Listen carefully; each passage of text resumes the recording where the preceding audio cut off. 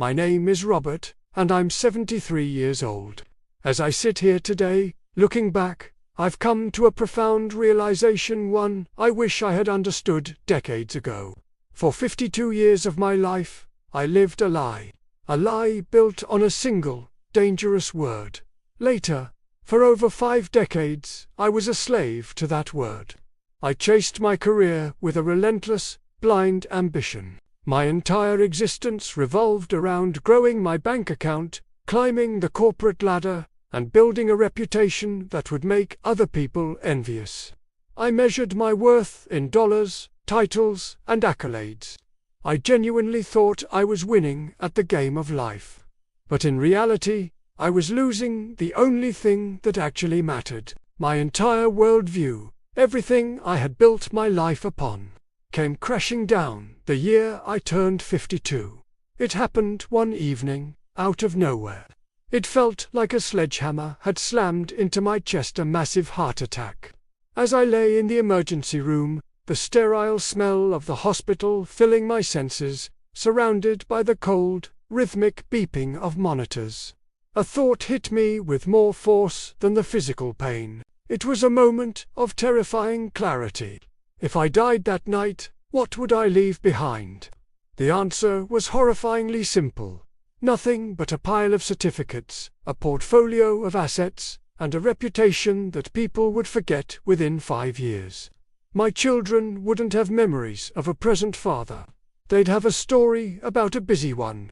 My wife wouldn't remember shared adventures, but a long list of broken promises. I had spent my entire life climbing what I thought was the ladder of success, putting one foot in front of the other, never looking up, never looking around. And in that hospital bed, staring at the ceiling, I finally realized the devastating truth. The latter was leaning against the wrong wall. All that climbing, all that sacrifice, was for a destination that meant absolutely nothing. I had achieved the success I dreamed of, only to find it was hollow. For years, I was the king of postponement. My conversations with my wife and kids were a constant refrain of just wait. I'd say, we'll take that big family trip right after this project is done, or I'll have more time for us once this deal closes. The promise I made most often was, everything will be different once I retire. Then, we'll do it all. I truly believed it. I believed that happiness was a destination, a reward you earn after years of hard work. But what I finally understood, lying there with tubes coming out of me, is that later is the most sophisticated and ruthless thief of time.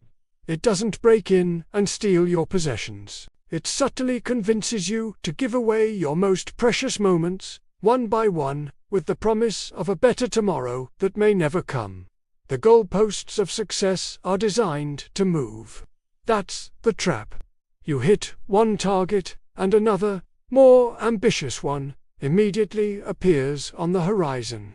If you keep chasing them, you will never, ever reach the point of enough. There will always be a bigger title, a larger salary, a more prestigious award. It's a game you can't win because the finish line is a mirage. It keeps moving further away the closer you get. Looking back now, I can tell you what my biggest regrets are.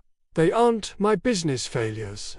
I've had deals fall through, investments that went south, and projects that flopped. I can barely remember the details of most of them. They don't sting. No, my biggest regrets, the ones that ache in my soul, are the moments I wasn't emotionally present for the people who loved me unconditionally. I missed my son's championship baseball game because I had a critical meeting.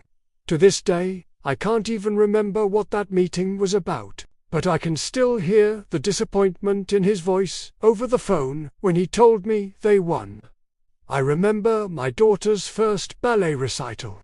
I was there physically, but my mind was a million miles away, stressing over a quarterly report. I saw her on stage, but I didn't truly see her. I was in the room, but I wasn't present. I traded irreplaceable moments for replaceable dollars. Think about that. You can always make more money. You can never get back your child's 5th birthday or a quiet Tuesday evening with your partner. I sacrificed the sacred for the profane, and it's a debt I can never repay. Now, from the vantage point of old age, with the clarity that only time and hindsight can provide, my message to you is simple, and I implore you to listen, really listen. Stop trying to impress a world that, frankly, doesn't care about you. The people you're trying to impress are too busy trying to impress other people. It's an endless, meaningless cycle of validation seeking.